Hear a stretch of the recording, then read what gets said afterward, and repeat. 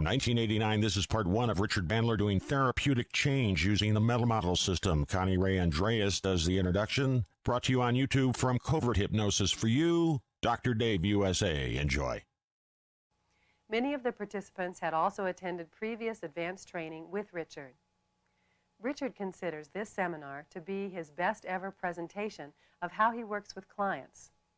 Although he presents some new submodality methods, his major emphasis is on how he puts things together and the methods that he uses to create lasting change. Since this is a carefully sequenced seminar, we recommend viewing the videotapes in order. Last time I made the comment when somebody said, how do you change metaprograms? And I said, you don't. That didn't mean that you can't. That meant that you shouldn't until you really know what you're doing. That I find that a lot of times, as soon as people find out about a pattern, they immediately want to alter it. And that isn't always a good thing. Because when you start to change metaprograms, you have to have a rather sophisticated understanding of what's useful about them and what's not useful. Because a lot of people have a tendency, especially given their metaprogram, to assume that the way that when they find out how anything works, and anything has an upside and a downside, that immediately that the thing to do is to change it to another one. The thing with metaprograms is that they all have an upside and a downside, and that given that you're at least used to your own, you're more apt to be able to use the upside. When you get a new one, you'll be more apt to just be able to use the downside. So my comment didn't mean that metaprograms are unchangeable. My comment was that given the level of skill in the room, that it didn't strike me as advantageous to go around changing people's metaprograms, especially the particular person who asked the question. That having a moving away tendency in your strategy is not necessarily bad. And I just wanted to make sure that that person kept moving away from the idea that moving away from in your strategies was going to make you sane. It's not. It'll make you more crazy. And that the thing is that when you alter metaprograms, that when you start to build in things, because with metaprograms, almost everything functions on a continuum. It's not that somebody is entirely a moving away from person. There's a continuum. There are certainly certain things that even the most moving away person I know has a tendency to move towards. I'm sure, Charles, you can think of some things you move towards, right? The thing is to be able to amplify those things so that you do it even stronger, and then to be able to move things across the continuum that you want to change the way in which you interact with, so that you do it much more content specific. Because when you start changing pervasive patterns in your life, if you flip them around, for example, I just did a practitioner program, and somebody in there decided that they did not like the way their timeline was. So I had taught them a technique for altering your timeline, but mostly something that they could do to try out differences, and also for certain activities, being in time is a lot more valuable than, I mean, there are certain activities where you want to be right there, here, now, and that dealing with them as between time activities is not all that useful. Sex is one of those. If you think about it, you know, if you're thinking about sex with somebody else while you're having sex with this person, most of the time that's not useful. It depends upon who it is you're having sex with, of course. Sometimes it helps a lot. But under normal circumstances, that's not a real useful way. And one of the people in the seminar decided that what they were going to do is to change theirs and leave it that way. But since they hadn't organized their life that way, what that meant is that they couldn't remember anything, which is not terribly useful unless your life has really been shit. And in most cases, you want to be able to sort through the information in your life in a way that allows you to be able to do things other than babble. Which is what this person reduced themselves to, because as soon as they found out what their timeline was, they had one of those things where a lot of people, they always assume that things work better for other people. I mean, they didn't really stop and think about who their partner was, for example, because their partner, person whose timeline they elicited on, was just short of a basket case anyway. It wasn't even one of the people in the seminar. It was a client of mine, somebody that I had basically decided needed an overhaul. And they decided to adopt this guy's strategies and timeline. And quite frankly, I don't need the work that bad. I mean, there are certain situations, for example, with people that have heavy codependency situations. A lot of times you'll find that their past is behind them and their future is in front of them, and it never alters. In fact, they don't access the past hardly at all. One of the reasons that they keep thinking they're not going to get hooked, or they keep thinking they've conquered a problem because they overdose and then they wake up and they swear they'll never do it again, and then 5 o'clock the next day, you know, they're down in the bar popping pills. And one of the reasons is that they don't have an in-time connection with their past at all, and so they don't feel the negative parts of things. They don't have the ability to reaccess that this is going to make me feel bad. I've had a lot of clients that I've worked with about this kind of stuff where they even know intellectually that when they take these things that they don't even end up feeling good anymore. They used to at one time, but it doesn't even do that anymore. It just makes them feel bad. But then as soon as they see the object of whatever it is, whether it's alcohol or pills or whatever, what happens in them is that the external thing has become an anchor, which triggers off in them the excitement that they had initially. And the anchor works, but it doesn't. They don't get the memory of the full cycle of the event. It's one of those things I remember years and years ago when LSD was seemed to be the drug of choice, that people would take it and they forgot that it lasted for 6 to 10 hours, right? It was like they could kind of remember enjoying it, but you know, they'd like take it and then, you know, it's like 3 hours later they were going, I'm never going to come down ever again. And some of you who were around in those eras might remember that, and you always had to point out to people, look, you're in for the duration. You signed yourself up. Get used to the idea. You know, this isn't smoking a joint. This is the big one. You're in for 10 hours. Enjoy it or freak out. You're still in for 10 hours. And so one of the things that we found is useful with those people is to begin to alter their timeline, especially in relationship to drugs, so that they have some sense of the going up and the coming down, so that when they access them, what they access is the coming down. Because for those of you, for example, those of you who've done the phobia cure, you know how you run the memory backwards? Well, if you can get people, instead of with certain events, to access the end of them instead of the beginning, it has a tendency to change their experience. And in terms of making that possible, one of the things that helps is in relationship to those activities to alter their timeline. But it still doesn't mean that you need to alter them with all things. You don't need to fix it so that it's there permanently. Just the things in which they have trouble in their life. See, to me, the one thing that I try to stress with people is that the name of the game isn't to find the right strategy. It isn't to find the right relationship to time. It isn't to be in time or between time. The thing is to have choices about what activities you do how. Some strategies work better for some things than others. There isn't a good motivation strategy. You want to be able to build in more and more flexibility. So the things you motivate yourself easily to do, you don't have to mess with those. The ones you have difficulty, then you can either build a new strategy, or sometimes people just don't use the strategy that they have. And the thing is to me, is one of the reasons I stress information gathering so much is to take the time to find out what to do with an individual. And most of the time, I spend more time finding out than I do doing whatever it is I do. Because I discovered if I find out what's going on, then usually it's pretty easy. I know that last time we spent some time, like I was trying to teach some of you last time, to be able to hear just distinctions about submodalities.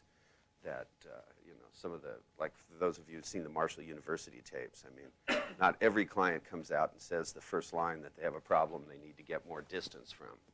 But eventually they all say it, that if you ask them questions, and one of the nice things about the meta model, and this year I tried something new in the practitioner course, and it worked quite well. I taught people the Milton model first, because I decided to teach people to ask questions before you taught them to hear was a mistake. That I've had years of experience of paying for that mistake, believe me. That by literally grilling people through being able, we started with presuppositions, teaching people to be able to hear presuppositions in language. Before they started to ask questions, that one of the things that happens is that people started to use the meta model the way I use it, which is pretty much in reverse of the way in which it's presented in the book. See, the distinctions that were presented in the book, in Magic 1, one of the things that we stressed to people was that it was a model of what therapists do. It was not a model of what we do. And since that's where the meta model got written up, I found that a lot of people had a tendency to ask for a lot of information that they don't want. And one of the things that I wanted to start out this morning was stressing that, like, see, if a client comes in and says, I'm depressed, what do you ask him? What's the first thing that pops in your mind? Did you guys hear that of what in your head? Well, the thing is do you care what? Okay, if you don't care what, why ask them? And because I found out, like, when I started this year, the practitioner course, of course, a lot of the people that were in there already had training. I mean, we had some people that had so much training that, I mean, to them, they had a resounding of what in their head. And when I asked them, I said, do you care of what? And they went, no. And I said, then it's not an important question. And one of them raised their hand and said, you have to ask that. And I said, no, you don't. And they said, yes, you do. They said, and I said, why? And they said, because I hear the question so loud in my head. If I don't ask it, then it keeps saying it over and over again. And I said, well, that sounds like something you need to be cured of. That doesn't sound like good training. That sounds like a mental disorder. That, I mean, to me, that it's not really important. The question is, what do you want to know about information? See, one of the things about when we developed the meta model, the purpose of the meta model was to build a model which was recursive in nature. That meant no matter what came out, there would always be a next step function. And that's because at the time we did it, one of the things we discovered is that most of the people that were in clinical practice got stuck. And that's because they had no next step function. You know, people would come in and they go, you're depressed, and they'd go, what are you depressed about? And they'd go, you know, my husband beats me, and they'd go, God, that's a shame, you know. Why don't you leave him, you know? And they go, I can't because I love him. And they go, well, why don't you stop loving him? And they go, well, I can't, I do. And they go, shit, you know, I know just how you feel. My husband beats me too. And we didn't find this to be a profoundly useful way of doing things. The other thing we found is without the ability to break up what clients are saying to you into pieces, because basically you've got to take information and break it down into component units before you can deal with it no matter what you're doing, whether it's doing therapy or whether you're programming a computer. I mean, when I was involved in programming, one of the things is they brought in this guy who is a top-notch accountant. And in these days, I mean, you had like thousands of cards and computers. It wasn't this laptop stuff you guys have now. I mean, they've gotten this thing down, or Macs, you just put your hand on a ball and roll it around. I mean, they're making this stuff so easy now. They're actually making computers usually user-friendly. I mean, these days, they couldn't have been more user-vicious. I mean, it used to be that you had to, like, when you wanted to bulletproof a program, you had to take a sheet of paper and roll it down a hallway, right? You know, and it'd be, 200 or 300 feet long, and you get guys every 10 feet, right? And then you'd yell out what was on your line, and the guy down there would yell out what would be next, and that's how you had to hunt for an error, because it could take one typo and the whole thing wouldn't work, and you had to find out if somebody got an A or a B in the wrong place, it'd mess up the whole thing, and you had to look for this thing with a group of people, When they talked about a team programming something, they weren't kidding, And if you didn't have a long hallway in your office, you had to wait for a sunny day and go in the parking lot. And in those days, when they brought an accountant in, and this accountant was going to talk about what needed to be in an accounting program, and I mean, now there are lots of nice little neat accounting programs, but in those days, for him to understand that, in order to just post one check was a complex series of zeros and ones, that activity had to be broken down into a whole bunch of little tiny steps before you could take it and translate it to the machine.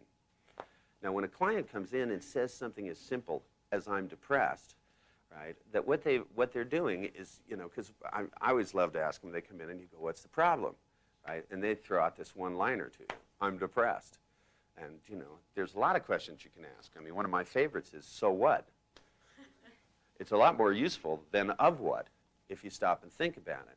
But basically what they've done is take a whole set of huge activities that they engage in, external behaviors, internal information, and they've compressed them down into a representation that that's in essence just one little chunk of words. And words are, and people forget this most of the time, words are only a way of talking about things. That, that you can use a very simple description. I mean, when you haven't seen somebody in a long time, I mean, you can go, how have you been?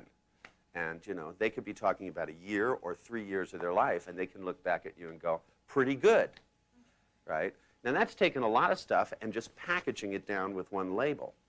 Now, since you don't have to change their past, that's fine. I mean, that's all you need to do. It's adequate for the purpose of just going, hi, how are you? Okay. But when you get down to the thing where you really want to be able to alter something, you have to begin to unpack. And that means that a lot of what you unpack, you don't need. The trick is to be able to get out the stuff you need and you can do something with and leave the rest alone. That one of the reasons we started doing what was called secret therapy, we used to have people literally use alphanumeric variables. I mean, some of you may have remembered we had them pick the part of you A that does this and a part B, and literally work without content. And that, the kinds of things like doing secret therapy, learning to, make changes and anchoring people without knowing what it was about, was for us a step to begin to teach people that it isn't the content that changes people. In fact, it's the content that gets in the way most of the time. Now, when we went through and trained people that way for a while, then one of the things that happened is as we began to reintroduce content back in, some people have gotten locked into the content, that they begin to think that all depression works the same way. They have begun to fall back into psychiatric categories. That the fact is that even if you can change things that have a certain characteristic the same way, it doesn't mean that they all work the same way. That there's lots of different ways to acquire phobias. And the phobias themselves may operate in different ways. That in the trainers' training last year, one of the things I gave them as a test was I told them to figure out what do you do with somebody who has a phobia of making images of themselves. I'm always so kind to the people in my trainings. I said, go home, think about that. Now the thing is that the paradox that I gave them was only a paradox in that the technique that they knew about fixing phobias was one that included making pictures of yourself. They immediately made it into a cataclysmic problem because what was the presupposition? The presupposition is that's the only way to do it. And that's where the paradox lies, is there's 100 ways to do it. And if you just set up one set of parameters that says, well, gee whiz, we're going to do it without pictures this time, then all you have to do is to approach it in a different way. The fact that you have a solution doesn't make it the only solution, and it doesn't always make it the best solution. And one of the things that's happened in the training in NLP that I've discovered over the years is people have mistaken the techniques with the technology. The technology is an information gathering technology, and a lot of what's fallen out of it is a trail of techniques over the years, some of which are useful and some of which we don't even use anymore. Things like 6-step reframing, as far as I'm concerned, is a completely antiquated technique. I don't have a use for it anymore. There isn't anything that comes along that I don't have a better and quicker way of doing. So, I mean, to me, it reduces it to archaeology. But the one thing that's useful is to know, as far as I'm concerned, that you can do things two ways. That if people come along now and learn the latest way of doing it, and then begin to think that's the only way. I had one of the people in my seminar this year, my practitioner course, was already somebody else's trainer. And that person insisted that you couldn't do NLP if you couldn't do 6-step reframing. And this is where you begin to canonize information. Now, since this is all pretty much my hallucination, I figured if they were talking to anybody about what you could and could not do, I figured they would at least have the sense to keep their mouth shut when talking to me. But no! Instead, so I started to have fun with it. I started to ask questions like, how would you be handicapped as a neurolinguistic programmer if you didn't know? I said, is there something that you wouldn't be able to do? And they said, well, if you don't know all the techniques, then you're not qualified in NLP. And I said, that must make you pretty unqualified. And they said, what do you mean? I know all the techniques. And I named off about 20 techniques that I hadn't taught anybody yet. And of course, they sat there with their jaw open, and they said, well, those aren't in the books. And I said, oh, then you only have to know the techniques in the books in order to be qualified. But see, to be qualified to me is to understand that the techniques are an outgrowth of a technology that's about asking questions and sorting out information, that making distinctions between what's an internal response, what's an external behavior, that there are levels of things that are generalizations, there are automated responses. There's lots of things going on in human beings simultaneously. When I try to teach people, like in the trainer's training, I teach people to do this thing with nested loops, where they have to do 11 things at the same time. And they always act like it's an overwhelming task. But yet they're doing that, plus that, and much more all the time. The question is to be able to automate things so it goes into your unconscious and comes out automatically. That one of the most amazing things to me is that when people have trouble believing that people do things unconsciously. I mean, I get this all the time from people, you know, well, do you really believe there's an unconscious? And I go, no, I don't believe there's an unconscious. There's a tremendous amount of unconscious processes. And they go, well, I have no evidence of that. And I said, how do you understand language? And that's always the quickest trance induction I know. That's where they go.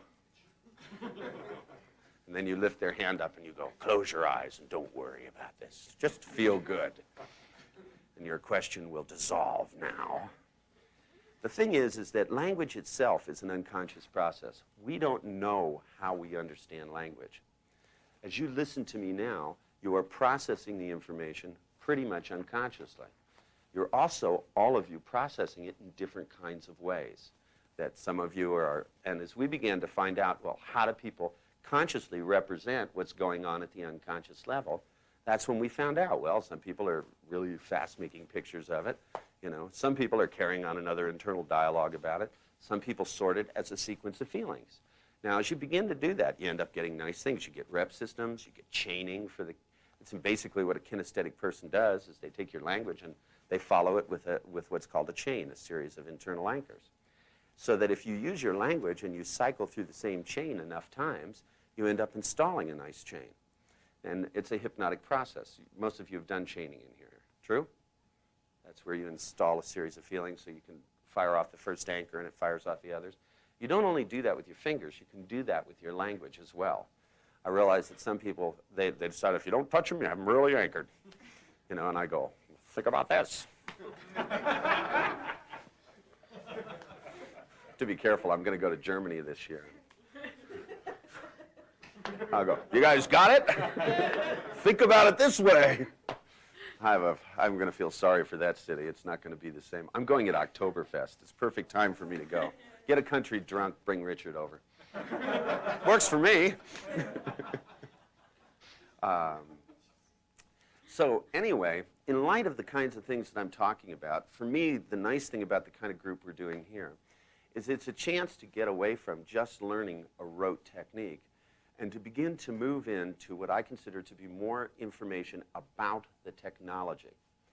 See, like one of the things I've found is that when I work with a client or I work with somebody in a company, I mean, when I go in and I do management consulting or a lot of times I'm brought in mostly to do things like troubleshooting. I was just recently I went in to work with a company and they make their money cashing insurance. It's a sports medical clinic. And what they do is they take people who have some kind of a chronic injury, right? In other words, they've been to the doctor, but it's 3 years later and their leg's still fucked up. And what they do is they have like a whole health spa with all the weight equipment. They've got neurologists on staff in the whirlpools and the jazzercise classes and the swimming pools and it's stuff there that I didn't even know. They have little electric things they hook up to you and shock the shit out of you in just the right way. And they had some real, it looked like, you know, I kept hearing Boris Karloff music as I walked through this place. But they have a problem, which is that they don't charge people anything for their service. They get it all from the insurance. Most insurance pays like 80%, but what they do is they pay the other part. But what they need in order to make that function is for people to go to all their appointments. And what happens is as soon as people begin to get better, instead of going 3 times a week, they start dropping by once a week, right? And what happens is that it takes away their ability to not charge them in the beginning the 20%. They need people to go all the time. So they brought me in as a consultant because they didn't know how to approach the problem. See, they were thinking maybe they shouldn't get people to be better for a while. I mean, they were considering these kind of alternatives. Maybe we could just make them worse for a while, and then when we have all the money, then we'll fix them. Because they have some really unique abilities. I mean, their success rate is in essence too high for the method by which they charge. But they can't change the way in which they charge because they're doing it off of insurance. And insurance companies aren't interested in getting better. They're interested in protecting themselves against fraud. So thereby they're forcing people to commit fraud in order to get paid. It's the American way. Now, when I go in to troubleshoot in a problem like this, the thing is that what I keep in mind is the direction in which they want to go. Because, you see, they've already ruled out so many things, and they start with too many things as given. And the first thing to do is to examine the presuppositions. For example, you know, the presupposition that they can't go to an insurance company and make another arrangement. I mean, especially because given that the largest, something like 70% of their business is Blue Cross. To assume that you cannot deal with Blue Cross, that there isn't anybody there that has decision-making power, is like a pretty big assumption. I would think that, you know, there'd be somebody at Blue Cross who's there because his job is to make sure they turn a profit, right? And if instead of having to go to 27 sessions, going, if we can fix the person in 5, we'll give you this amount of money, right? But if it takes 15, we only pay you for 10. See, this is the kind of thing, because somebody at Blue Cross is a businessman. They're not all doctors, so they're not all locked into that modality. Now, it may be that they're bean pushers. It's impossible. But to start out having ruled it out, to me, is too big of an assumption. Now, whether it's a business consulting or with a client, the first thing I want to know is what is the list of presuppositions I have to deal with, because some of them might be too big of presuppositions. So the information I'm after is which presuppositions have a foundation and which ones don't, because to me, this is a huge piece of information. Then the next thing is that as you begin to gather information, if you don't fill in details, because if you don't start asking the who questions, the who specifically, the what specifically, and specifying every single verb, because to me, I don't want to specify information till I'm headed towards a solution. See, that kind of information, the information that's raw data, that's exactly what check is going to be posted, as opposed to the process of posting a check, as to even knowing how you're going to post. When I was designing an accounting program, 25 years ago, all I wanted to know is what the activities were. And if I'd asked him, well, how specifically do you post a check, right, he would have told me one way, but there may be lots of ways of doing it. The only thing I needed to know was that, you had to get the information from the check into somewhere in there. Now, see, for example, when I did this activity, the accountant told me the information for each check had to be posted together, right? In other words, well, that's because that's the only way he'd seen it, was on a check, together. He wanted to take the check, and instead of sticking it in a drawer, he wanted to stick it in a computer. So he assumed everything had to be there. Now, the first guy that had worked with this guy before me had written a program that was so lengthy that you would have needed so much computer memory, because every time you entered the check, you also entered all the information on the check. So, for example, somebody wrote 40 checks, you had to put this guy's name in 40 times. And the program was entirely for him and his machine alone. But every check had to have this information on it, and since the accountant told this guy this, he programmed it. Not only that, each time he did it, he had to enter his own name, right? It's his computer. It should know who he is, right? Now, if it was posting checks for 15 people, it would still need to know who he is, but it would only need to know who he is once. Now, if you were going to enter 15 checks and you had to enter your own name 15 times, that's not very efficient, is it? Most of you, if any of you have an accounting program, it's probably not that hard on you now. That's 25 years of development. Think about it. Has it developed that much? Now, the thing is that the same thing is true when I'm trying to find out what I'm going to do with somebody.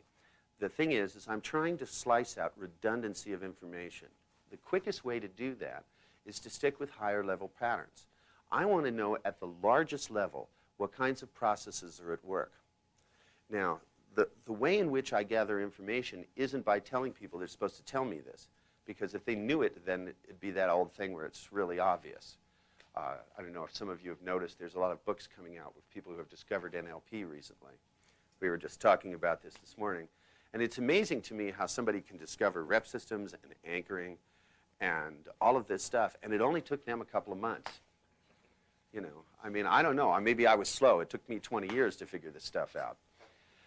But I don't know. You know, they go to a seminar and they go home and they sleep and they wake up the next morning and it's in their mind just like that.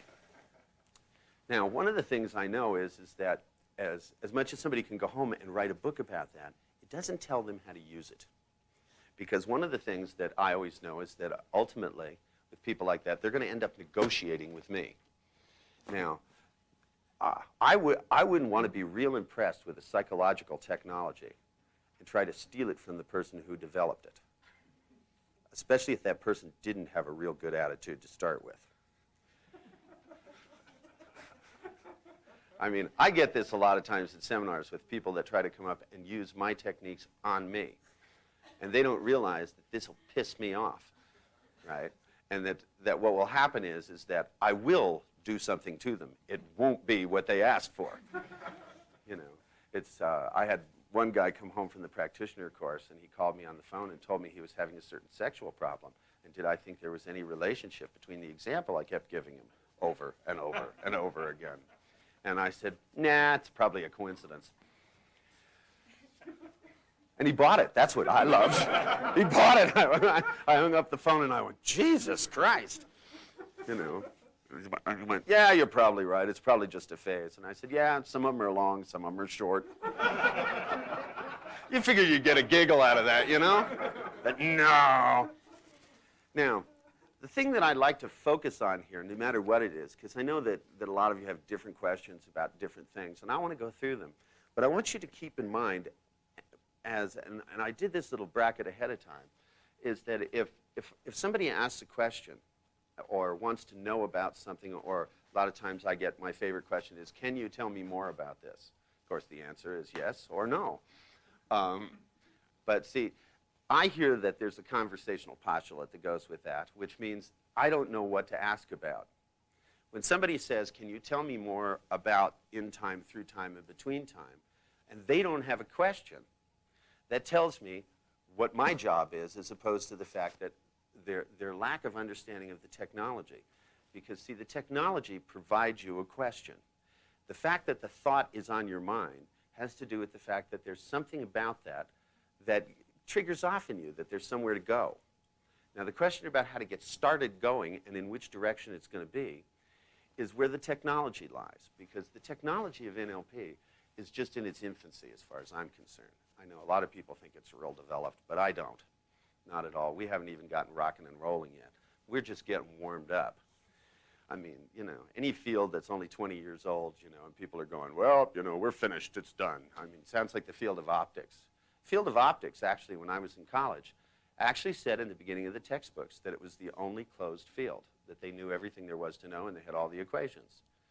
And then, you know, some asshole came along and invented lasers and then fiber optics, and now they have these inverse lenses and stuff. And now they have to go back and reprint all these textbooks and charge again for them. But I mean, lots of fields go through the phase where they think that they know everything. In our field, given that it's built on one recursive equation, it should start out with everybody knowing you can't be done when dealing with recursion. Recursion means there's always a next step. Anything can be streamlined better, and there's always new things to do. And I mean, you can make it more complex, you can make it simpler, you can make it complex and then streamline it in new directions, that there's all kinds of things to do. But I want you to focus your attention and to make for those of you taking notes, put this in bold letters, okay? Remember to pay attention to the process that goes on here as much as the information. It's not just if somebody asks me a question, the answer that I give them. It's going to be how I find out what to answer them. Because it's not so much that I have the answer. To begin with, I have to figure out what the question is. And that really is much more difficult. With clients, it's figuring out what you're going to do that's the hard part. not figuring out what they ask for, because if they were asking for what they needed, they'd probably already have it.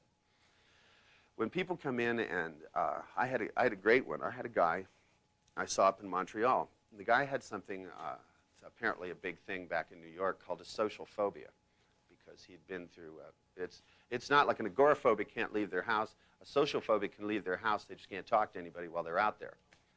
And this guy actually said he was all right talking to people one-on-one, but if there was anybody else sitting there, he just freaked. And I mean, you know, and it was interesting because I didn't know what his problem was, and I had him meet me while I was after I did a workshop. And so I was sitting in the bar talking to about 10 people at a table, and he walked in and he walked up and he went, and just stood there locked like this, about 15 feet away. And I didn't know. I kind of thought it might be him because he looked like he was in mortal panic, and which a lot of my clients are, whether they have phobias or not. And I looked up and I thought it might be him, but I figured if it was him, he'd come up and talk to me. But I didn't know what the problem was, that he had a problem talking to people. So I sat there and he just kept sitting there and sitting there and sitting there. And finally he started putting one foot in front of the other. And I mean, he looked like he had glue on his feet. It was like this thing, like getting closer and closer. He got about 15 feet away, and I yelled, I said, "Are you so-and-so?" And he went like this, and I said, 11 o'clock tomorrow. And he went, whew, and he was gone. Now, this kind of gave me an idea that maybe there was something going on here, sensory experience. So when he came in the next day, I said, I have an intuition. And the guy went, what? You know. Now, and I said, your problem has something to do with relating to people. And he was amazed. You know, I always love it. I always blow your clients out. It builds in blind faith, which is always helpful. So he looked at me and he says, yeah, and he explains to me that he's been to this institute at Rockefeller because what they do is, of course, whenever you want to learn about something, the field of psychology always uses the premise, start with the people who know the least about it. It's the basics. So they had collected together all these social phobics, and they put them through this 18-week program together. This guy told me this. I'm roaring with laughter, and he kept going, I don't see what's so funny, you know. These people were sincerely trying to help. And I said, I don't know. I just know I'm going to be telling people about this. This is too good. You take a group of social phobics, and you put them in a group of people, group together with 6 or 8 of them, and then you have one psychologist there who tries to help them to be able to relate to each other better. Because after all, they figure they have something they share in common. But of course, since it's the end of, and he told me at the end of 6 or 8 weeks, everybody was pretty much the same except for him. And I said, what do you mean, except for you? And he said, and I want you to remember the day before, okay? This guy tells me he managed to cure himself 75% from reading my book. And I thought, if this guy got cured 75%, he must have been a little tense before that. I mean, if that was a 75% cure. But then he proceeded to tell me that after having read my book, you know, and he did the thing in the book, and and he was sincere, man. I know he was not lying to me, but I mean, he was convinced he had cured himself 75%, which meant he must have been real fucked up. And I mean, he'd had this thing ever since he could remember. This isn't something that like dropped out of the sky. This was a lifestyle, and apparently is fairly common in New York. Certain congruity there that fit for me, you know. Because I asked him, I said, is this all over the country? And he said, well, I don't know. I've always been in New York. But of course, how would he know? He doesn't talk to people anyway.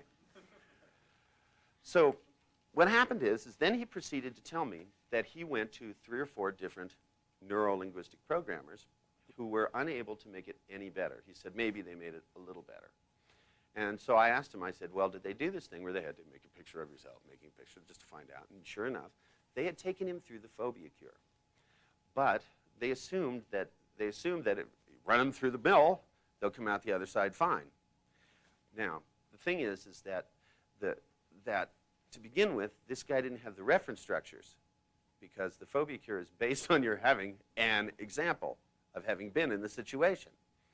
And this guy, the only time he'd ever been with a group of people had been, for example, he had to go to retirement dinners where he worked. It was the only time he had to interact with people. He went out and hid in his car at lunchtime. Now, I mean, I'm serious. This is an adult man, you know, older than I am, looking me straight in the eye, telling me for 16 years at lunch, so he doesn't have to go in the cafeteria, goes out at lunch, and so people don't see him from work because they might be going in and out, gets on the floor of the back seat of his car and eats out of a brown paper bag. Now, that constitutes a fear in my book. I don't know about you guys, but, I mean, you have to understand that to him, this was a lifestyle. So that, as to me, I don't think I'm dealing with a phobia.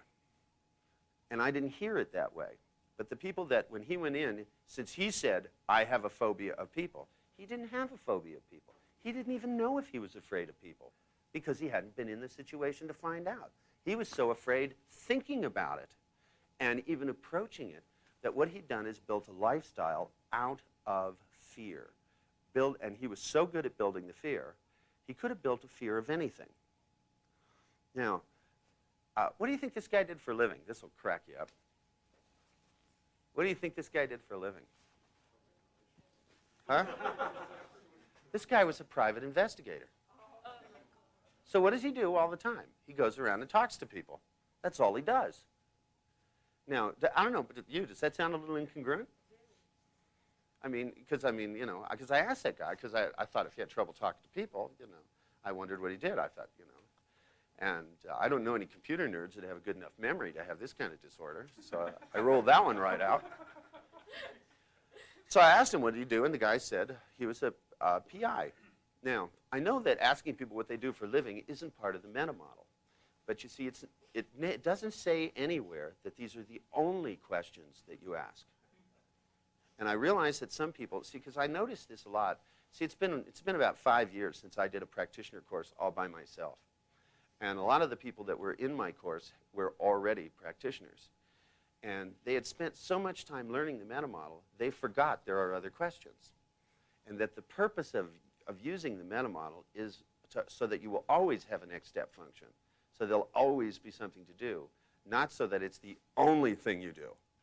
And that the purpose of asking questions of a client is to find out enough information about what's going on to figure out how to make it better and what to make better. See, with this guy, if his whole life revolves around fear and avoiding talking to people. See, he was a private investigator because he could talk to people one at a time. He just couldn't talk to them two at a time. Or he couldn't talk to them if there were other people there watching. Plus, he wasn't the kind of PI that has to testify in court. He had a job with the state investigating disability fraud, which apparently he had to pick his job quite carefully because he had to make sure that he would never have to be in or around a group of people.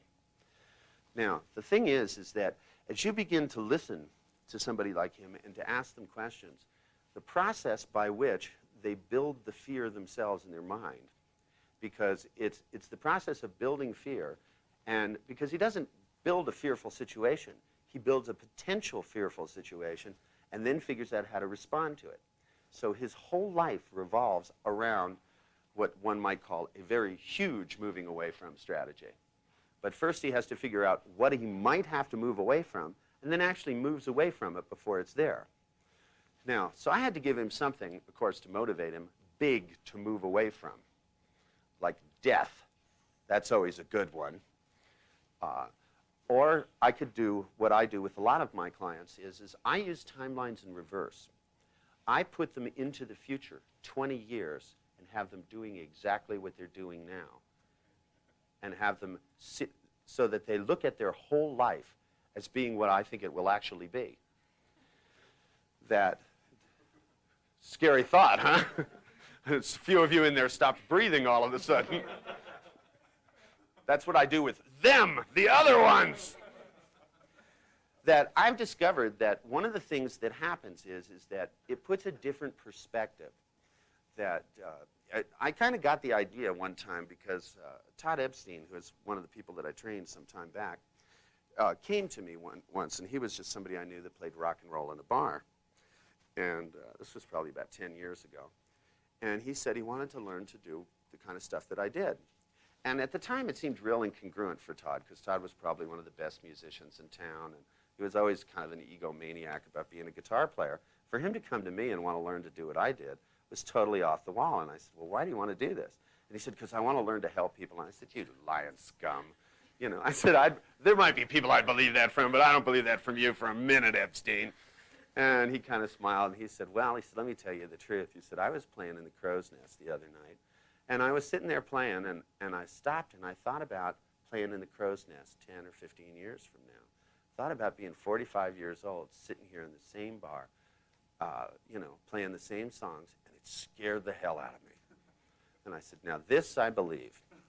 So I started using that with clients as a way to begin to build in a perspective, you know, of, you know, starting, because when people are moving away from things, one of the things that they're not moving away from is what they're going to miss out on. Because before you can take the fear out of this guy's life, you have to have already built up what's going to fill that void. And to me, that has to do with building in a desire, because he doesn't, see, for example, you can imagine this guy don't date a lot. You know, he doesn't go cruising bars looking for chicks. You know, in fact, you know, if somebody came up and said they wanted to introduce him to a girl, that's 3 people right there. In fact, the only reason he's good at being an investigator is because his interactions with others are structured. He has a form, and he gets to ask the questions on the form, and they get to give the answers. Now, as I listen to all of this information, I begin to structure in my mind what I consider to be a transition model to life. And the same thing is true when I do business consulting or other things, that for me, I'm beginning to examine what kinds of generalizations have to be broken, which ones have to be built, that it's not a simple thing of which technique do I have to apply. To me, what I want to do is to build a whole package. And I think too often that when people go through training programs, they're looking for which technique to use with which problem because of the way that we teach them. That when we teach them, we teach, okay, phobia, phobia fix. But you see, that's a way of learning. Just like when you learn the meta model, you learn it one distinction at a time. It doesn't mean you only ask one distinction. You learn deletion, why learn the others? You know, there's a deletion in every sentence. What do you need the rest of the meta model for? I mean, it makes sense. There's a presupposition to every sentence. So just learn to challenge presuppositions. I mean, the rest of it could just be time-consuming. Who knows? It might make you skilled. You get skilled, your clients get better, and then you have to get a new job anyway. You could be learning your whole life. I mean, you know, oh, God, that would be boring, wouldn't it? You know, instead of doing the same thing over and over and over and over again. But you see, when a guy like this who has been doing the same things over and over again, arranging his whole life that way, that even if you knock out the fear, it's only going to work this way. And you can always tell that this phenomenon is happening when you begin to get people that start to tell you that there's problem X, right? And you apply a technique, and they tell you you now have X minus Y. They tell you it's better, but. Have you ever heard that? Right? It's not as bad as it was, right?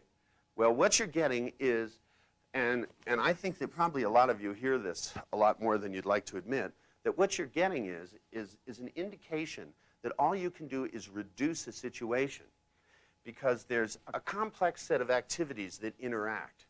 It's, in his case, he has the fear of people.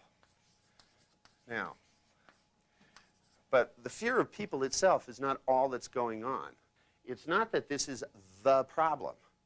It's not even that this is the symptom. This is an indication, but his entire life revolves around this. It's the way in which he plans. But these things are all a byproduct of a meta program. And the way in which he plans, the things he can do, the things he cannot do. See, he don't need an excuse to go out, to not go out and meet people. He doesn't need an excuse.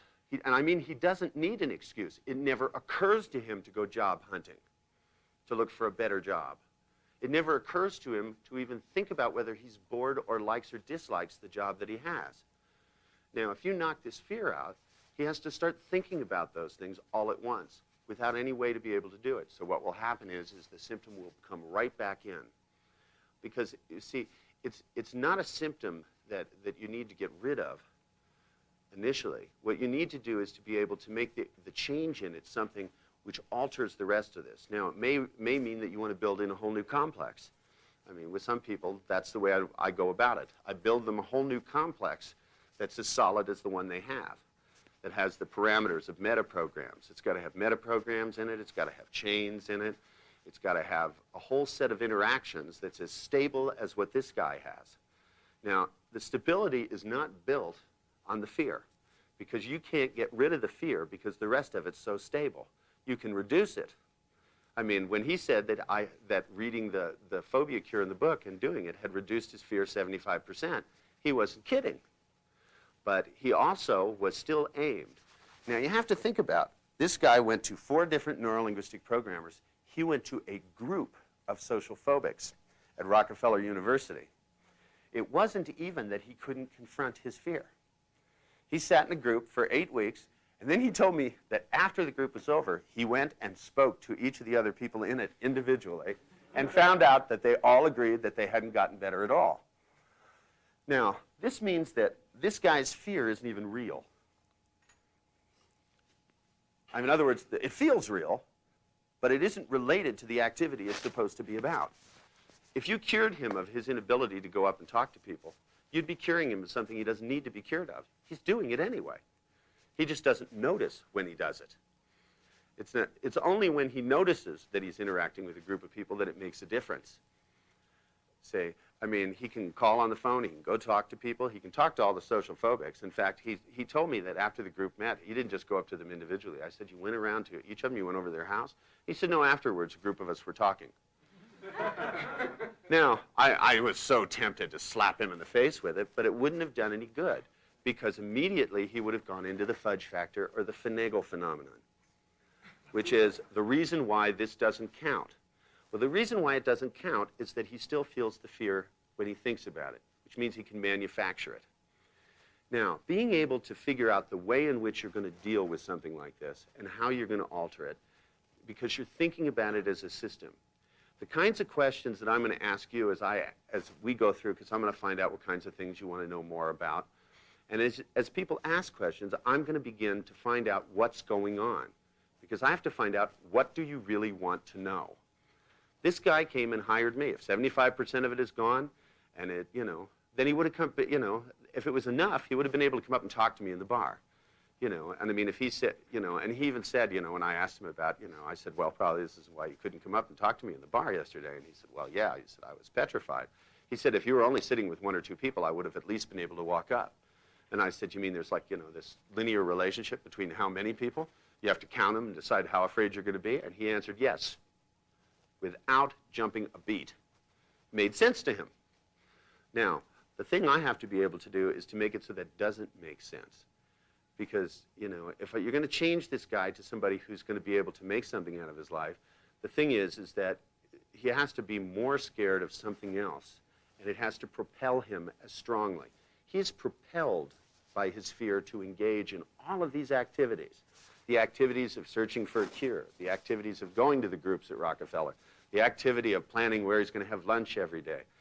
And one of the reasons they couldn't cure it is that every time he knows that he absolutely has to be in a situation and he can't get out of it, that what he does is he drinks himself into basically a state of obliterated. So when he had to go to the 2 retirement dinners, basically what he did is got himself so schnocked that he was barely aware of his surroundings.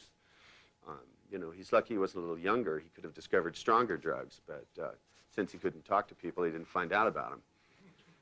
There is a fringe benefit to everything, I suppose. Somebody should have said, here, take this heroin. You won't notice a thing.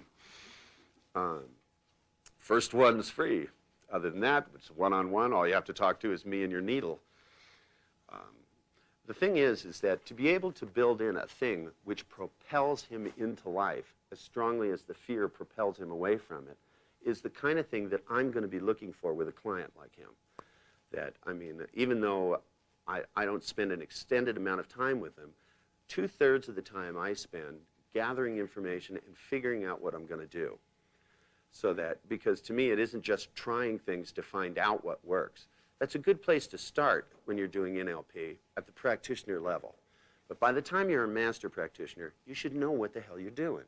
You should be able to think about it and decide what you're doing ahead of time and decide how the different things balance off between one another. That there are multiple levels of things going on in people, and they do interact with one another. And I mean, most of the time when I talk to people in this field about metaprograms, they can't even talk to me about how the distinctions in metaprograms interact with each other. They pick their favorite distinction and talk about it by itself. And see, to me, that's not thinking about it as a technology. That's thinking about it as symptomatic, as if metaprograms were like a way of diagnosing people. People who have extensive backgrounds in psychology have a tendency to use everything for diagnosis, because that's what they learn to do. When we first came up with the concept of representational systems and talked about how some people, spend a lot of time visualizing and some a lot of time paying attention to their feelings and some talking to themselves, immediately they began to, people got into diagnosing people as visuals. Instead of people visualizing a lot, engaging in activity, it immediately got nominalized in a diagnostic category. If you can break away in the course of this weekend from thinking about NLP as a new way to diagnose people and start to really get into the process, because it's what makes NLP fun and fascinating. It's when you really begin to see how these things interact, because to me, the complex system by which this guy worked was so complex and so solid that 4 skilled neurolinguistic programmers couldn't make a dent in it. But this guy could read a book and make a dent in it by himself. Now, does that make him more skilled than them? Probably. Is my answer. Because the thing is that when they looked at the technology of NLP, they looked at it as if you diagnose a problem. This is a phobia, and you take a technique and fix it. And they didn't look at because you see, the whole underlying premise of NLP is that people are not broken. They work perfectly. The trick is to find out how. And then, if you're going to do something because some people's lives work perfectly, but it's perfect shit, And I mean, to me, whether this guy lives this way or not is of no consequence. It really isn't. And that's one of the reasons I can change it. Is because if he lives that way, it's not going to spoil my life. But if he's tired of it and really wants to change it, then I can find out enough about it to make it so that it is as compulsively different. And, there are some people that appear more compulsive than others. I had a client recently that was what one might refer to as a little compulsive about his hypochondria. I mean, his thing is that whenever he noticed even a slight change in a mole, he had to go consult a doctor because it might be cancer. And if the doctor told him it was fine, then he had to see 100 others just to make sure. And I'm not exaggerating numbers-wise either here. I mean, and, I asked him, that if one of them told him it was cancer, then, in terms of how it would be treated, would you have to see 100 doctors to find out? And he looked at me and said, of course. And I said, would you go to the same 100? And he looked at me like I was nuts. I mean, to him, of course you wouldn't go back to the 99 that diagnosed wrong. You'd have to go out and find 100 more. I mean, this is like a full-time job. It's a little compulsive. I mean, I'm sure his, guy that carries his health insurance is not a happy camper. But, but I mean, to him, everything was in 3-digit numbers. I mean, safety was, none of this second opinion stuff for him. Now, but how many of you have been to the doctor? Yeah, I want you to think about it for the time you went to the doctor. If you had to go 100 times, what happens to your life? What life? Right? Now, if you had to go to the doctor 3 times, multiply that by 100. Right? Now, then but that's just to find out what's wrong. Then if they were going to actually prescribe something for you, then you have to double it and multiply it by 100. I mean, we're talking about a fairly busy schedule. I mean, it could take months to do something just about your sinuses, By the time you got around to curing your hay fever, you'd be in a whole new season. Now, those kind of people appear compulsive, but there's a level. Well, they do. But there's a level at which everybody is compulsive. Everybody is compulsive. Remember last time as we went through that metaprogram stuff? Didn't your partners appear to be compulsive at that level? I mean, that even when we did the stuff There's a point, remember, where I told you it turns into high comedy? You guys remember that? That it's because it's so much a part of you, you can't not do it, right? And I mean, even when you're talking about it, you're doing it. This is one of the reasons I told people not to try to change their meta programs, is because the very decision by which that you're going to make to change it is going to be based on it. And if it's not a good program, that's not a good way to base the decision, right? I mean, it's like, to me, it's the one thing which people are not qualified to decide themselves, which is how they're going to change themselves at that level. And that's the kind of level at which you begin to find really compulsive, a psychologist might call it a life script, but to me it's more pervasive than that. It's an intricate, well-balanced system. It's a well-oiled machine that works perfectly. It's the reason to be alive. It's what this person's life job is. This is what they do. This is not something that operates from moment to moment. See, to me, a phobia is you're fine. You're cruising through life. You walk by an elevator, you freak out. You don't spend your life figuring out how to avoid elevators, right? You just move to a town that's flat, and it's over with. But I mean, it's, it's one thing when you have somebody that says, well, I can't meet you on the 4th floor. I have, on the 15th floor, I have an elevator phobia. How about the 4th floor? I can walk up the stairs. I mean, that's real different than somebody whose entire day-to-day life revolves around this. See, some people's life revolves around from morning till night impressing other people. Now, the problem is that most of the time they don't know if they've impressed someone or not, because they gauge it off of a series of nonverbal cues that they've already decided, probably at age 5 or something, that certain looks are disapproval, certain looks are approval, and they know which ones are which, so it doesn't matter how you really feel on the inside, because they're going to decide anyway. Now, this isn't even a conscious decision, but all of their behavior are behaviors to try to get you to generate those cues. Now, if somebody's entire life is involved in doing this, then they'll have lots of complaints about why they're unhappy. But it's not even at this point that there's a conscious process going on. It is an ever-consuming process that they're engaged in. Now, to me, part of my job is to detect these things and to know they're going on. But it doesn't mean I have to change them. And I find that people in this field, they think if they notice something, they got to fuck with it. And that's not necessarily true. Sometimes all you have to do is just change what the cues are, and the process will be absolutely useful in terms of there being less of a pain in the ass anyway. But anyway, I'd like you to pay attention to at least some of the things at this level of process. And I wanted to throw it out to give you some ideas, and then I wanted to spend a little time finding out what kinds of, because I know some of you are probably here because you had questions from last time. Some of you don't know why you're here, but you will. Some of you are here because you had no place else to go. But I wanted to take some time to find out at the beginning of these days, because it also gives me a chance to plan some things out. And sometimes you guys say something and it makes me remember something I haven't taught in a long time, or something I meant to teach and never got around to, or decided I didn't like the group so I wouldn't teach them, all kinds of things. I'm a fickle teacher. So what kinds of things were on your mind when you came here? What do you want to know more about, or something about? I want to know more about time sorts. Time sorts. What do you mean by time sorts? In time, between time, through time.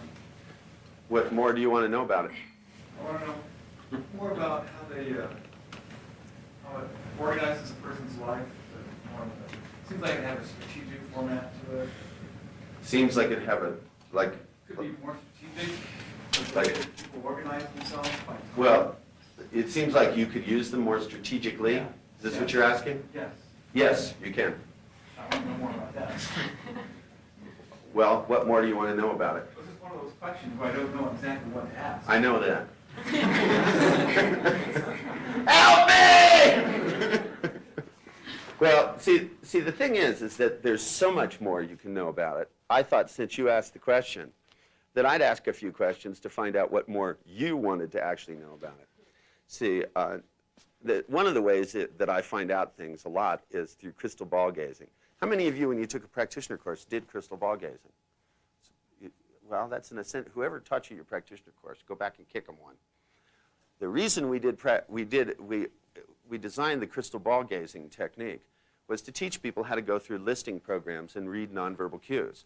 It wasn't that we wanted them to read the nonverbal cues so much as we wanted them to know how to do the listing programs. Now, a listing program is given that you've done this for a while, you kind of get an idea what the set of choices are. You know, clients come in, you know, you could go through a whole rigmarole to figure things out, but after you figure them out, then you can kind of go through what the list of the choices are. See, for example, if you just listen to him talk, right? Okay? Now, if off the top of your head, just the conversation I had with him, would you place him as a real in-time person? Were you thinking about that while he was talking about it? Let's start with that question. Okay, let's set some rules here. Let's go back to our bold type, all right? Now, the way to learn is to realize that whatever you're talking about is going on. And this is the difference between people using the technology and people using the techniques. See, now what I could do is I could assign an exercise right now that would give you an experience in time and one in through time and one in between time. But so the fuck what, right? That's not going to teach you how to pay attention to the fact that, okay, see, I pay attention to as I go through a whole bunch of different things, some of the people are real interested in time. Now, that's a giveaway right there. People who are interested in the difference between the three. Think about it, right? Difference between, okay? Shh, underline the word, right? Now, okay, do you hear like perhaps some comparison going on there, right?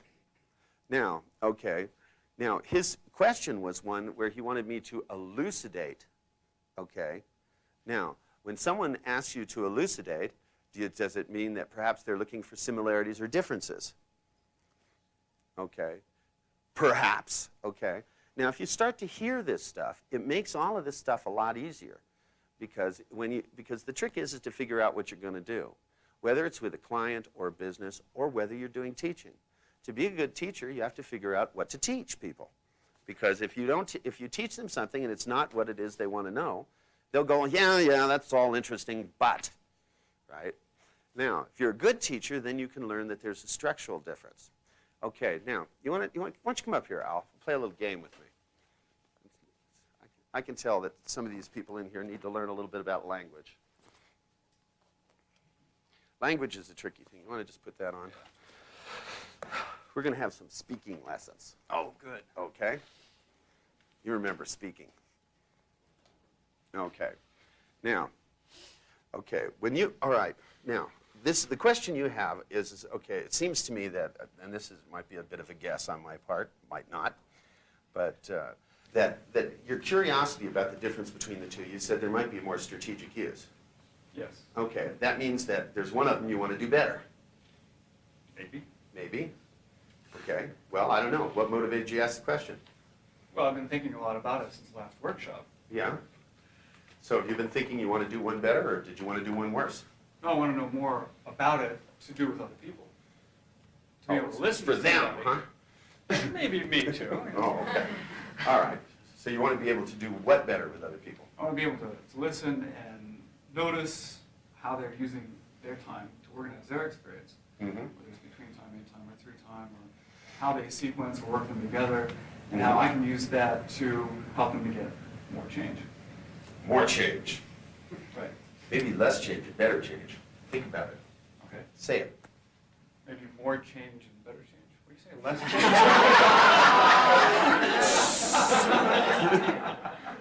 Well, let me tell you a secret. All right. One of the secrets to being able to work with other people is to hear what they say. Okay. This is your bit. They need to. That's right. Don't feel embarrassed now. It's all right. After being around me, you can be around anybody. It's usually pretty easy. Good. Your clients will walk in, you look at them, and you'll go, your ass is mine now. After what Richard did to me, I'm going to get you. Somebody has to pay for this. It's the way I think about it, you know.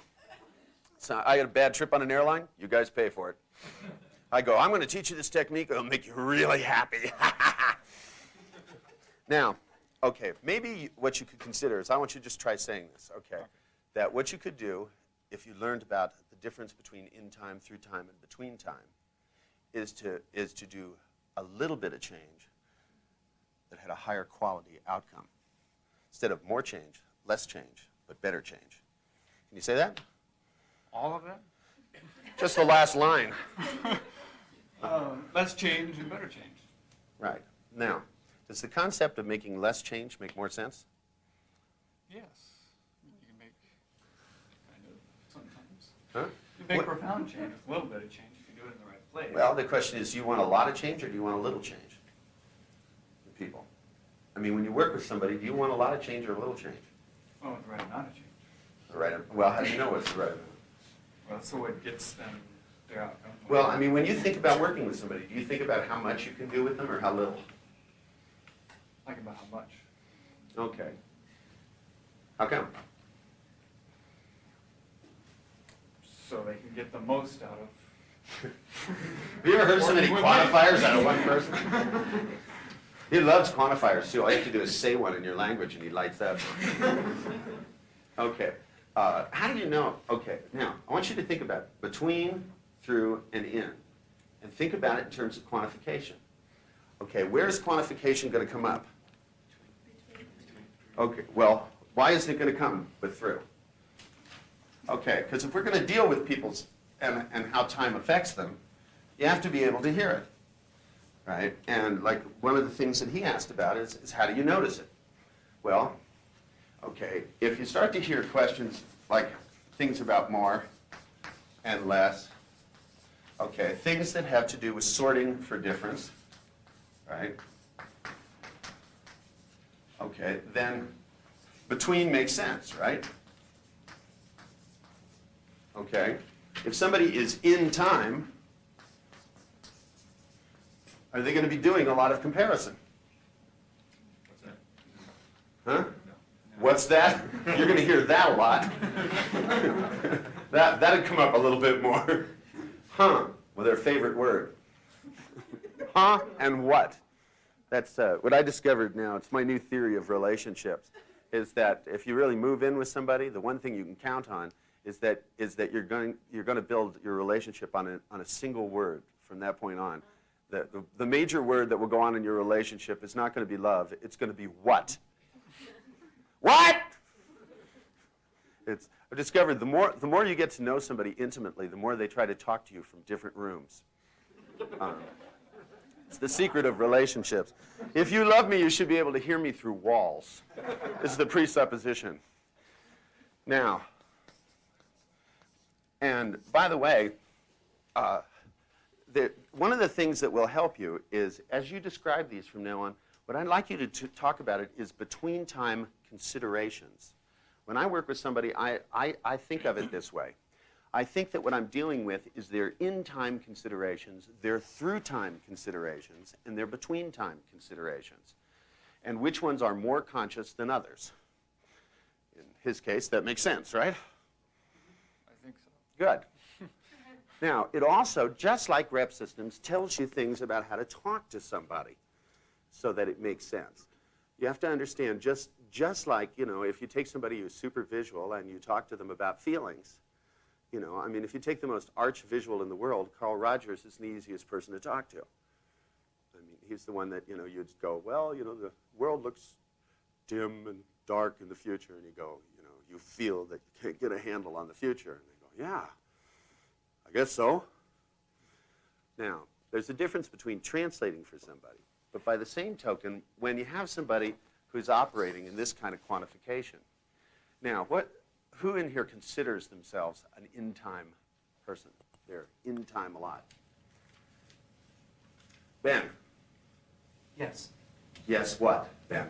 Yes, I consider myself an in-time person. Oh, okay.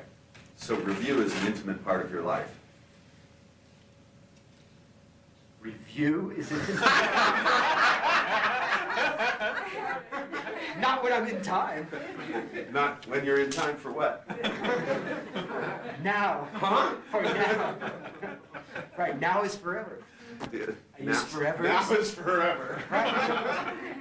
Were you into Baba Ramdas? Yes. Yeah. That's my first diagnostic category for in-time people. Did they buy the book Be Here Now? Right. You know, did they decide being here now? Because see, I'm going to write a book, Be Here Then. Be here there. See, one of the things you discover about the thing about in time is that if you try to provide, when in time people can make comparisons, as you lay out one thing to another, they notice how they feel different in time about it. But when you ask them to make the comparison themselves, jumping back and forth is a little difficult. What we need is for you guys to start to pay attention between the difference. Now, what's a through time consideration? Does anybody know what through time is? What's the difference between in time and through time? Anyway. Who are you? You guys were here last time. You remember the last workshop? Now? Charles, what's a through time person? Through-time person goes through they review their memories, they review their life. As opposed to, as an in-time person doesn't have memories? Then They step fully into the memory and they're in each memory through their own eyes. as opposed to through whose eyes? A dissociative. Oops! That's a nice color, red. Yeah, through whose eyes, Charles? Not through anybody's eyes, but they'll be inside. Anybody but. Right. Well, this is where, what kind of language are you going to hear with through time? Major considerations are going to be referential index. Switches. I mean, now, how could you tell that? Because you're going to hear things like, well, a through time person, they would. In other words, when you're doing through time, what does one do? Now, if you begin to listen to hear distinctions, because you have to understand these are not bad things, right? What makes them funny is that we all do them and they work. The fact that they work is a double-edged sword. They can work for us or they can work against us. And again, you know, it's not a thing of switching from one to the other or changing. It's knowing that you can in a context where it's useful. So that if you discover yourself doing something which is pointless, and that's part of being a human being. You've got to remember, human beings are learning machines. They learn everything. And a lot of it is real garbage. And it doesn't mean that you have to stay that way. I mean, it's like there are some clients I've had that it didn't matter which woman they were with another woman in their head. Like, so they never, in order to pay attention to the woman they were married to, they had to go out with other girls. Makes sense, right?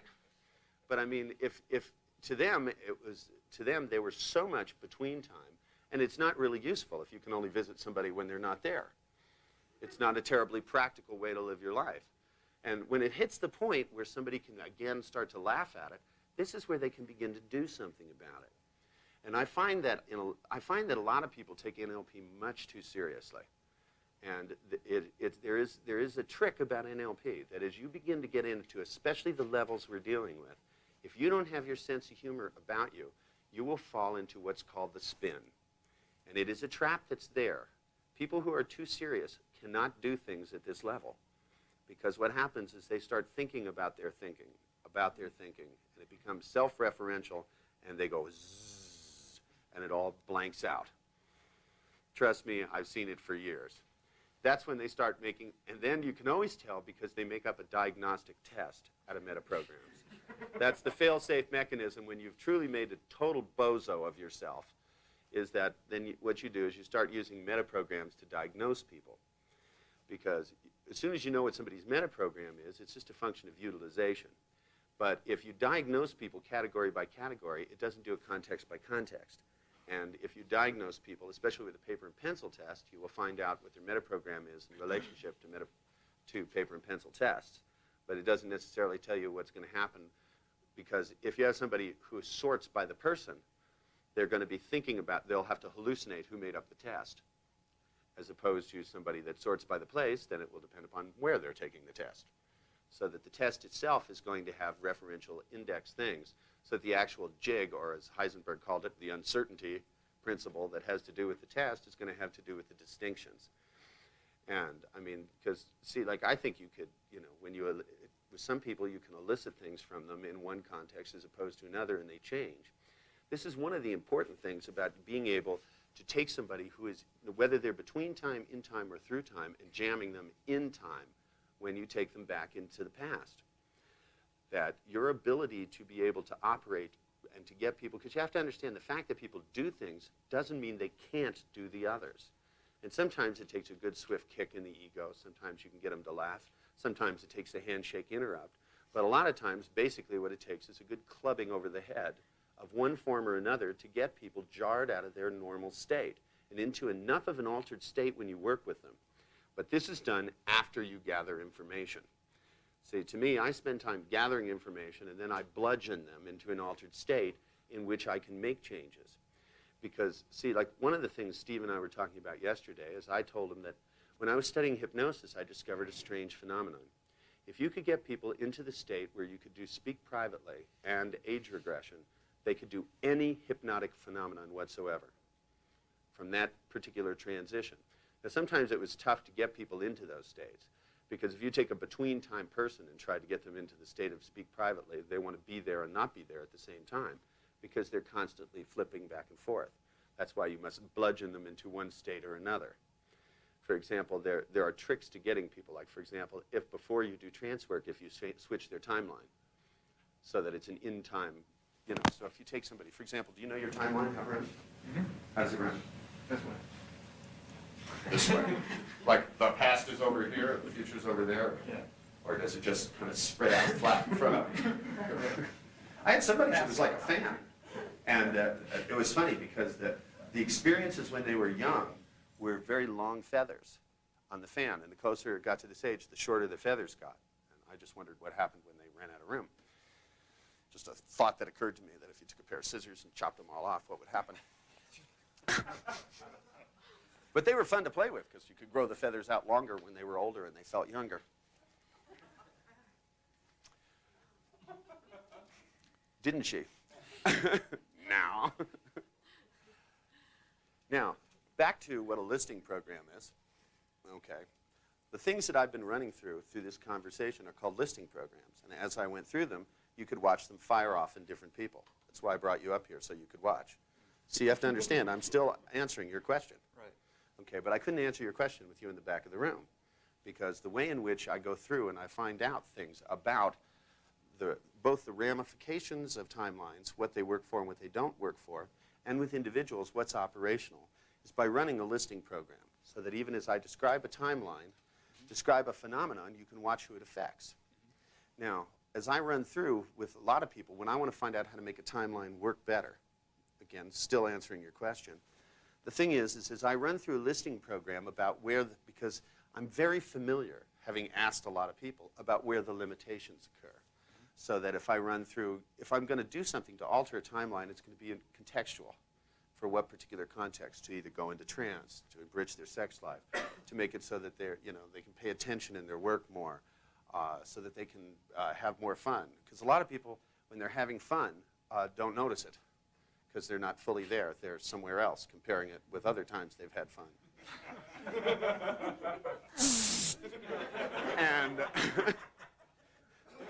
And if they were to, for example, this is just something off the top of my head. God, I love this shit. I wouldn't have any other job in the world, you know? I thought about getting a job at Photomat and doing this stuff while people came in to bring their film in, just because they'd be less suspecting. But then I decided I could just go into Photomat and do it to them. I feel sorry for certain people when they don't know. I went into a Dairy Queen yesterday and was talking to somebody, and they'll never be the same.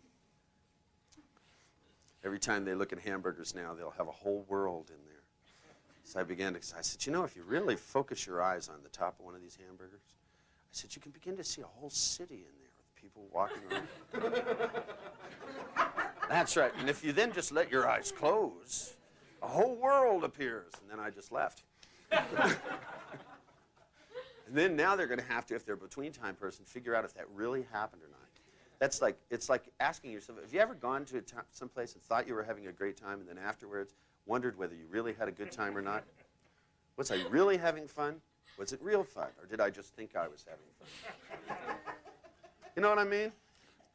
See, I don't do that one. what? When I have fun, I know it. When you have fun, you know it. How do I? Somebody's internal process screaming. Gee, is there somebody that wants to know how to have fun and when they're having it? Well, of course, if you live between times, you know when you're having fun because you know when you're not, which is a useful distinction to have.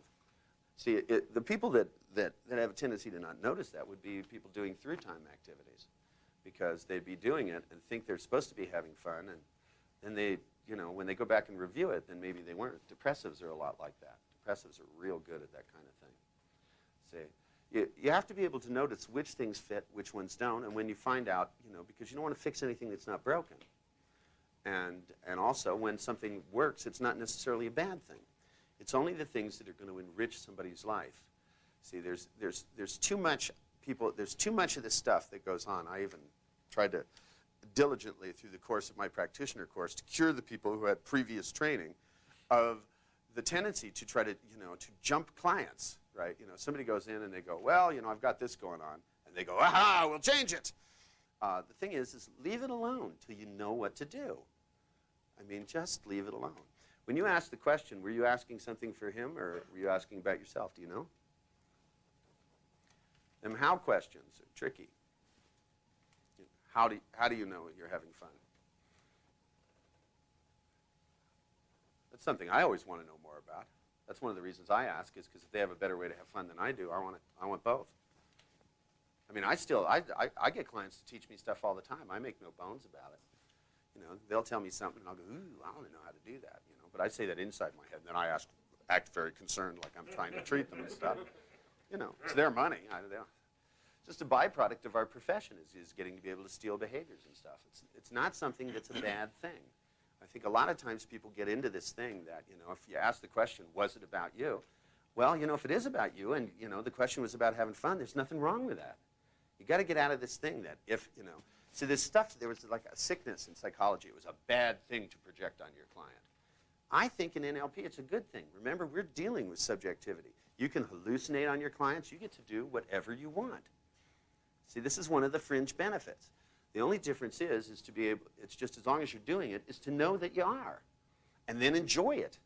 If you're going to hallucinate on your clients, it's fine. If you're going to ask questions, but they're really about what you want to know and not them, that's fine. Because as long as you know that it's about you, then you get to hear the answer. See, otherwise you might miss it. And to me, that you have to get out of the distinctions of right, wrong, and good and bad, and get into, it's just information. You have to get into this state, and in order to get into this state, you have to do something. Like, let me ask you, I usually like to start groups with a little something, because I think some modalities have a real advantage. Let me ask you to do something, just to give you a break from data overload. We'll come back to data overload, because I love that state. I love the looks in your eyes. I can tell when it gets painful, and that's when I really like to do it more. So, but I decided we'll ease into that, because I want you to be bleeding information out of your pores by the time we leave here. But I want you to go out and go like this and just throw information on the ground and step on it. But then every time you talk to people, you're going to start sucking it out of them. You can always tell when you do it really good, because they feel tired at the end of the session and you feel exhilarated. That's my idea of a good session. I love it when the clients look at you and they go, I'm fixed enough! Leave me alone! And I go, well, there's just one more thing. See, to me, when you really put together packages for people, one of the things that happens is instead of just doing a technique with them, you go through not just a bombardment of techniques, but learning how to sequence a set of techniques with people together so that you literally build in 4 or 5 different changes that work together. And I think that one of the things that has been overlooked is being able to build together a series of things and knowing how to nest them together so that they function as a unit and watch them interact. That to me, that whenever I do things, I always install a chain. See, it's not that I do one or the other. I install a chain at the same time, because to me, there's got to be a sequence of kinesthetic responses that go underneath whatever I've done. And because there's a rule of thumb that I use. It's to create a void in somebody's life and then fill it with something, not just create a void. There's too much of that going on. But what I'd like you to do is I'd like you to do something just to sharpen up, just to make sure your submodality elicitation is in line, and also to get you into the right state. Because the other thing is I emphasize over and over and over again that the state that you're in when you do NLP is essential. In order to gather information, you have to be in a somewhat ferocious state when you work with clients. I figure when you work with clients, man, you have to have an attitude on. It doesn't have to show, but you got to have it. That when you look at them, you got to look at them, and their problems have to seem inconsequential because you start out of the gate knowing they're not broken and knowing they feel broken. They feel that something is wrong. They feel that they're inadequate, or they either come in trying to prove that everything is okay, even the ones that are forced to go. I mean, a lot of them come in, they're trying to prove that everything's all right, and if everything was all right, no one would be able to force them to do that.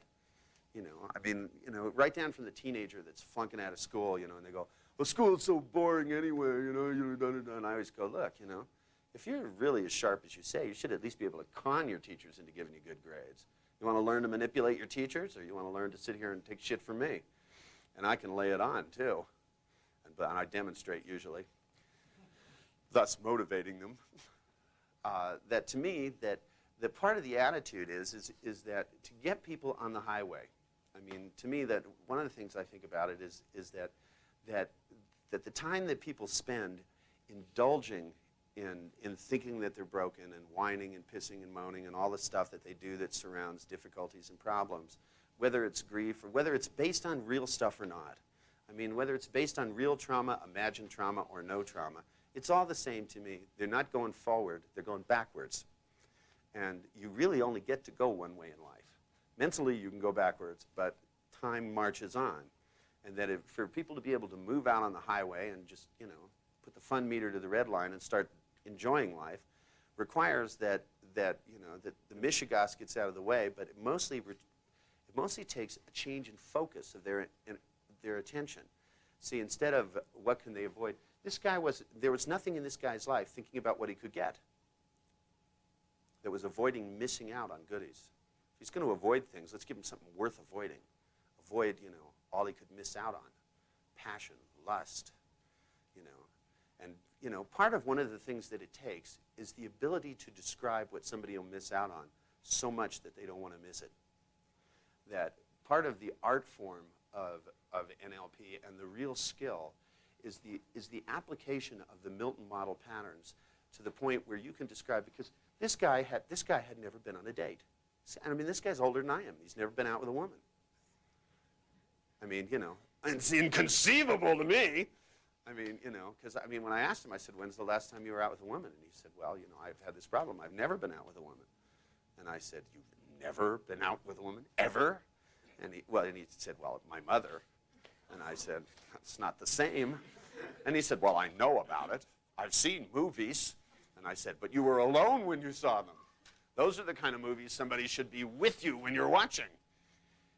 But to be able to describe it in a way where it scares the hell out of him that he would miss out on it. To be able to describe him 20 years down the road so that he's 70 years old and he looks at his life and he's never had the experience of, and then to go into a 15-minute absolutely vivid description to the point where it terrifies the shit out of him that he'd miss out on it, that when he looks at this fear and that fear, suddenly the balance changes.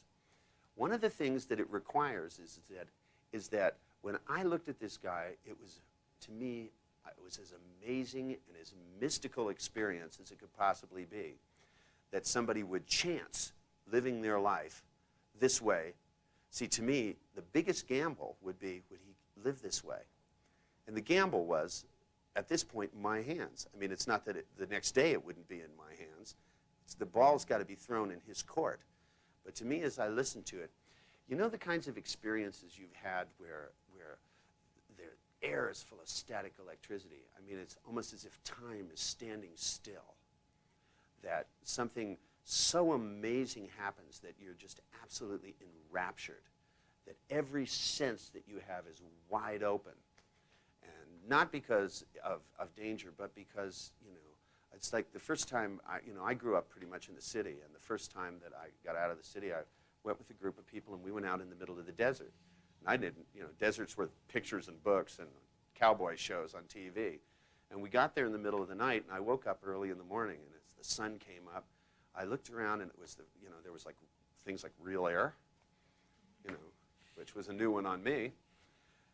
And I mean, just as the sun came up and it came across, and I mean, the feeling of the air was alive. It was like you could put your hand out and it would just make sparks off of every finger. Everything in every sense, and it made the hair on the back of my neck stand up. Now, I know you've had experiences like that, where you are completely and utterly exhilarated. I want to just start this morning because I want you to try something a little bit different. I want you to go and I want you to take your partner and I want you to elicit the submodalities of that versus the way they do NLP now.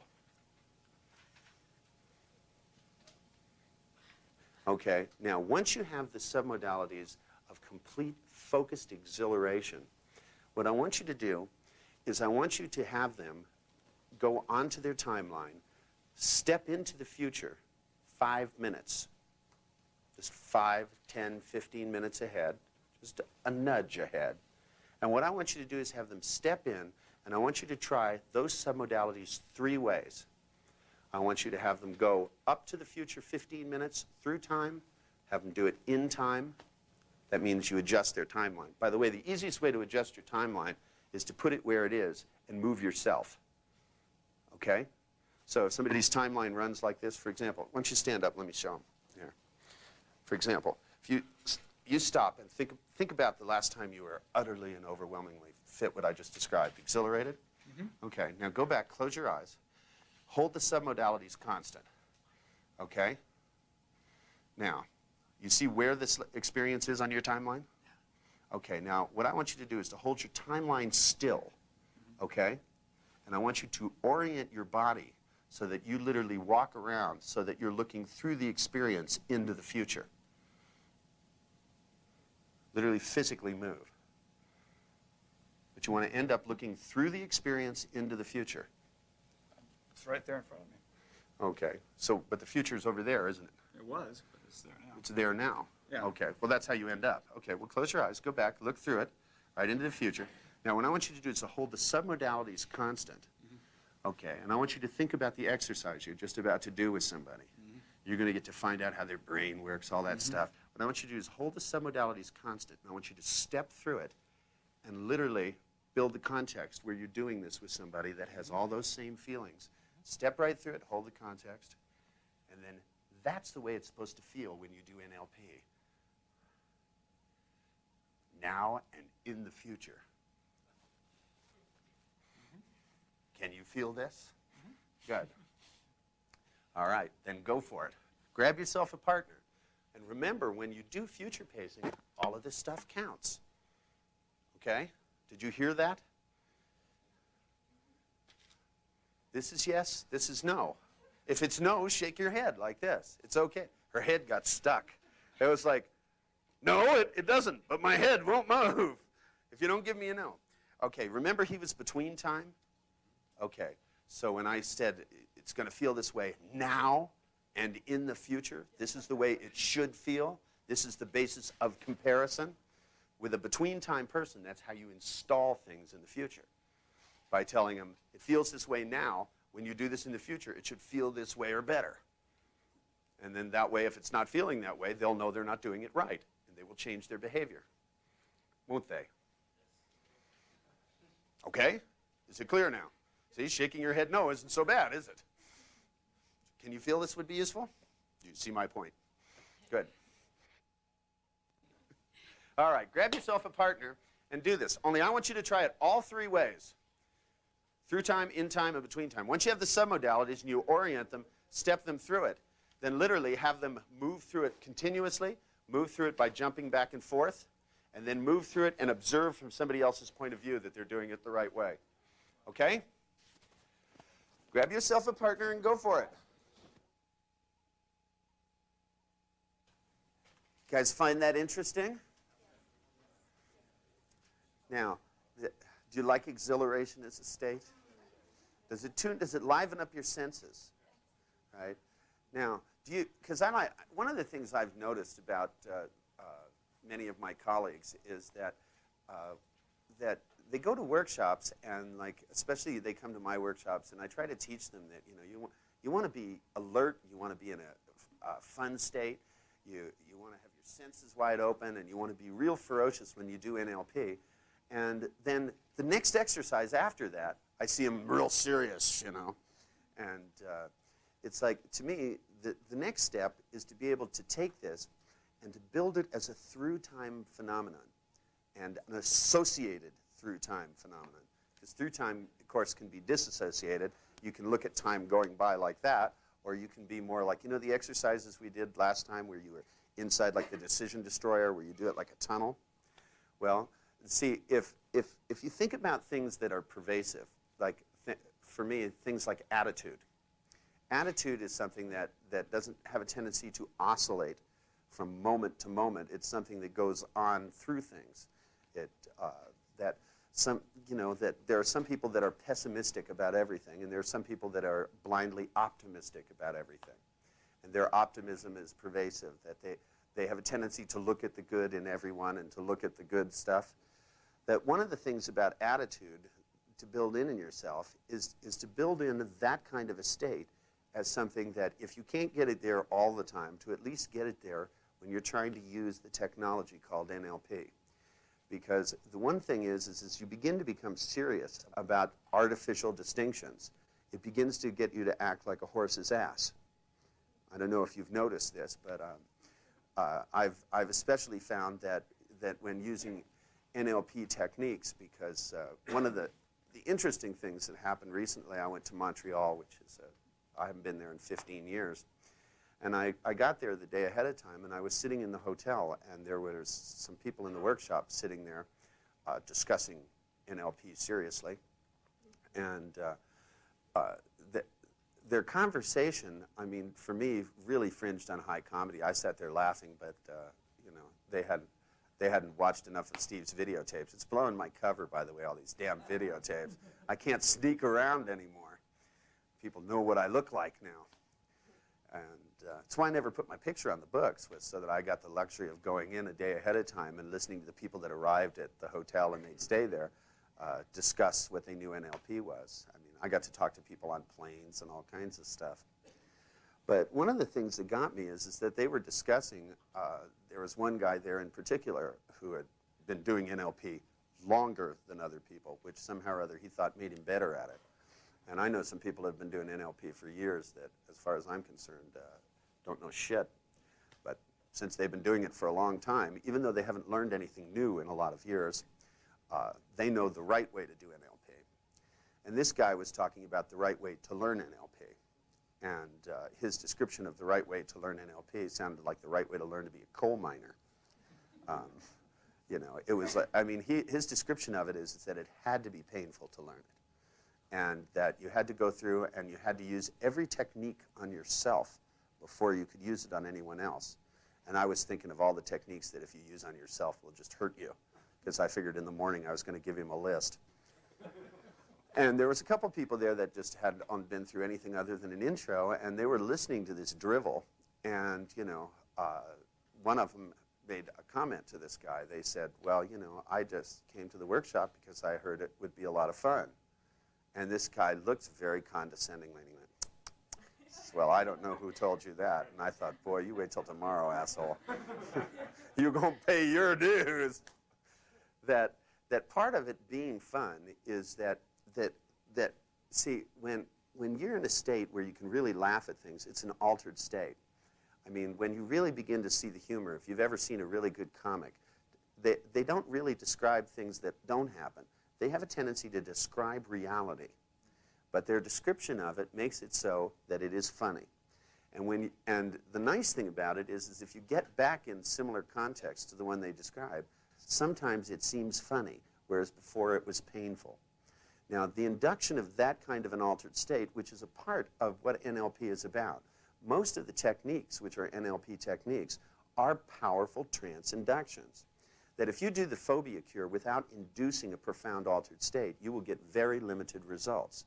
That a big part of it has to do with that the application of a technique works insofar as you use language. I mean, it's not just the activity of what somebody does in their mind. It's the way in which you use your intonation pattern. And, you know, because you can't do the phobia cure without pacing with your voice tone, your voice tempo, and to make sure that you pace and lead people into as profound an altered state as you can.